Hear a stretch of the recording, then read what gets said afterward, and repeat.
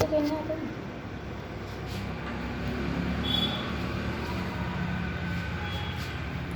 मेरे प्यारे स्टूडेंट। तो आज फिर से काफ़ी दिनों बाद हमको लाइव आने का मौका मिला है। तो आज आप लोग को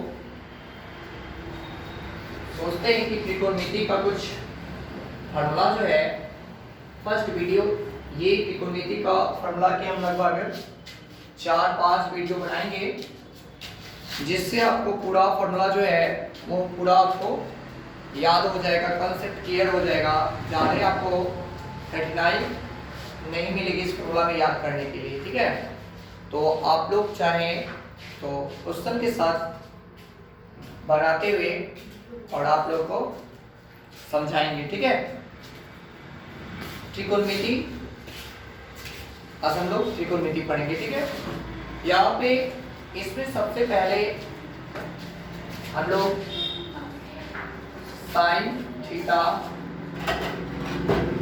कॉस थीटा,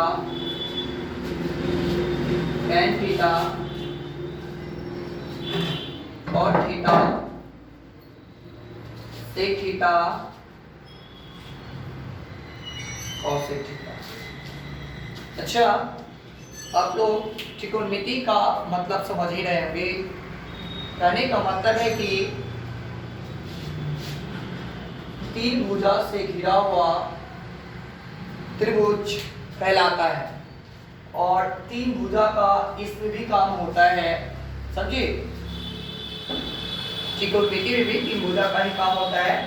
एक भुजा होता है लंब, आधार और कर्ण। इसी से संबंधित आज हम लोग पढ़ेंगे, समझिए ना। सो आपके एक्सरसाइज 8.1 में क्लास 10th क्लास का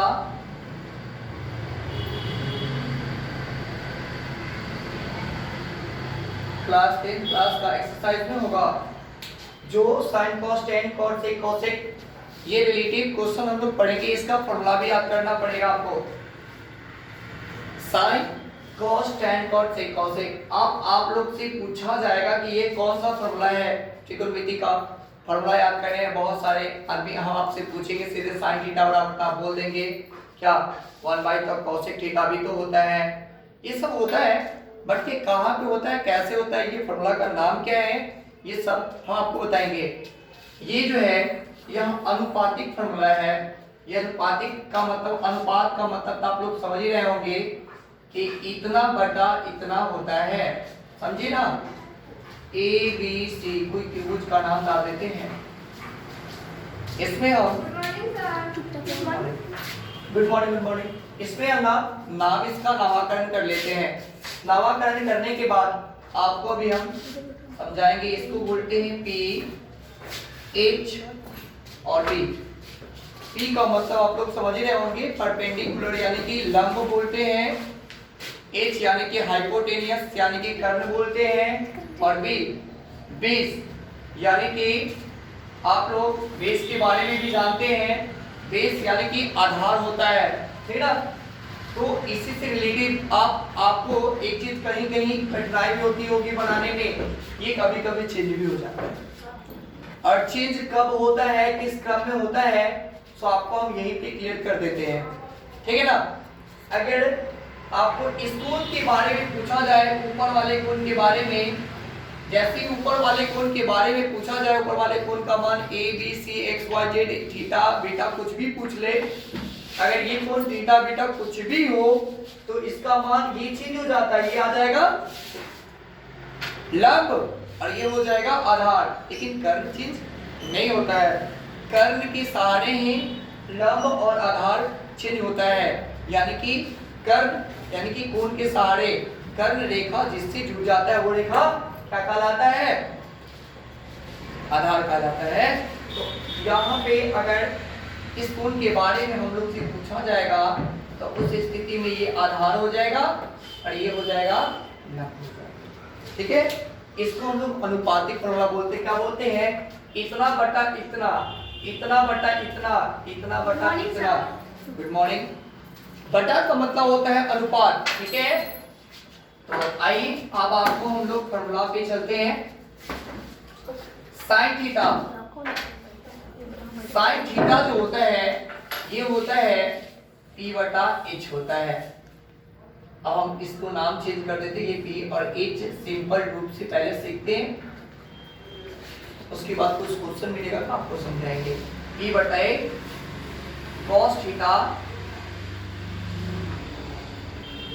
B/H tan theta P/B cot theta B/P sec theta H/P और cosec थीटा H/P। अब आप लोग कहेंगे कि सर ये तो रटने वाली बात हो गई। नहीं, बिल्कुल नहीं, आपको सिर्फ 1 2 3 याद करना है, समझिए ना। साइन cos tan बाकी की तो आपको याद है। पूछिए कैसे, इसका उल्टा ये, इसका उल्टा ये और इसका उल्टा ये कर देंगे ना। साइन का उल्टा cos, देखिए तो H और P इसमें संबंध है और उल्टा करने का मतलब क्या, उलट जाना।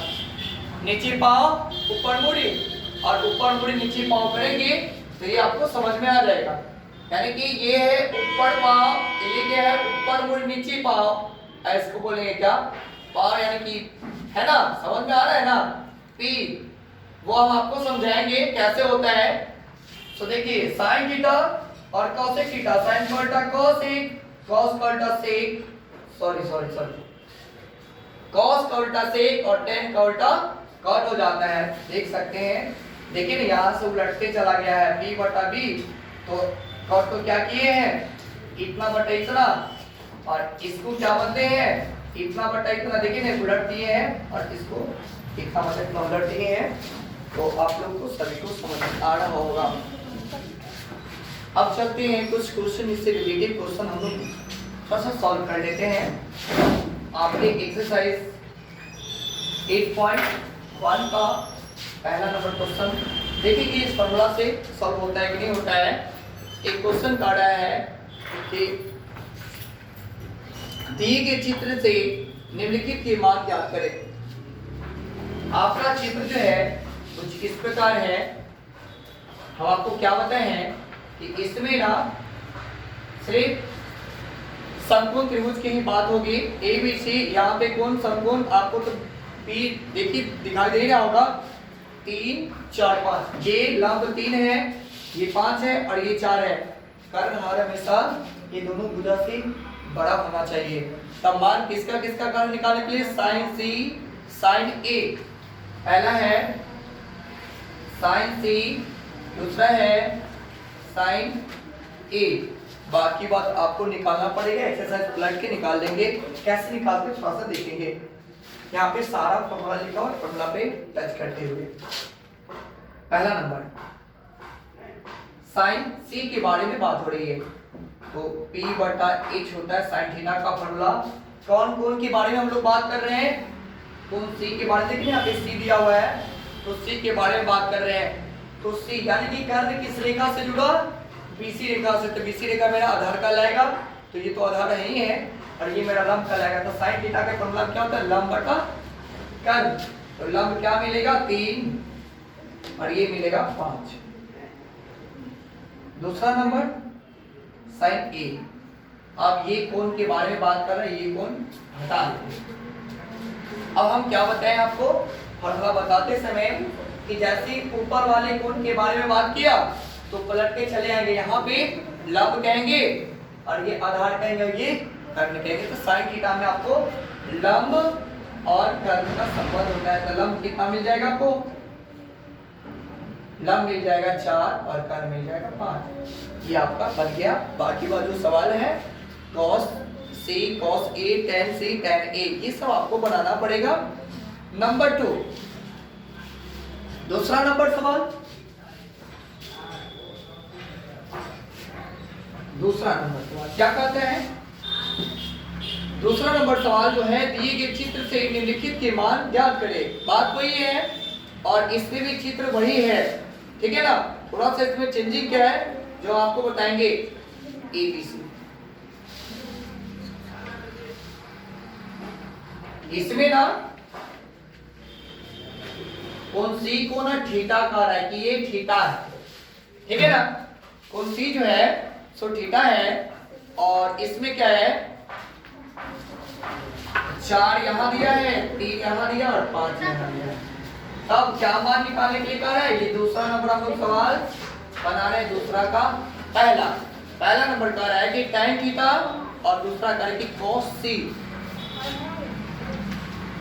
tan थीटा, ठीक है ना। तो tan थीटा का यहाँ पे फॉर्मूला क्या लिखा हुआ है, तो tan थीटा बराबर होता है p बटा b। थीटा कौन कौन है, ये कौन है थीटा ना। तो अब आपको समझ में आने होगा कि कर्ण जिस रेखा से जुड़ता वो रेखा आधार कहलाता है। तो p ये हो जाएगा और b ये हो जाएगा, यानी कि 4 बटा 3 ये आपका आंसर है। और दूसरा जो पॉइंट है cos बात ये इसी कोण की हो रही है, cos c है ना, हाँ cos c है, तो बात इसी कोण की हो रही है। तो cos का फॉर्मूला होता है b बटा h, तो b मिलेगा आपको 3 और h मिलेगा 5। ये आपका आंसर हो गया, ठीक है ना। इस तरह ना बहुत सारे क्वेश्चन इसी तरह से बनेंगे। अगला वीडियो में हम आपसे मिलेंगे, आगे फॉर्मूला लेकर के आएंगे। तब तक के लिए इतना ही, बनाइए तब तक।